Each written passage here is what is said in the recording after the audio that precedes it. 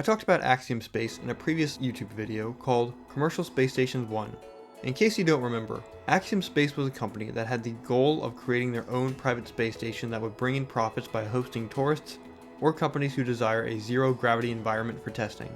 Their plan was to launch modules to the International Space Station until their modules were self-sufficient. Then, they would detach and begin accepting tourists.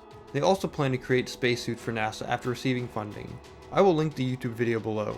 It was brought to my attention by a coworker that Axiom Space is beginning to have some financial troubles.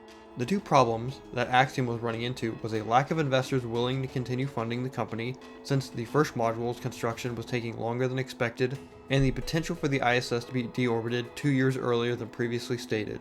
This would mean the space station would be smaller than originally planned, which means less profit. This directly feeds into the first problem of not having enough investors who will put money into this.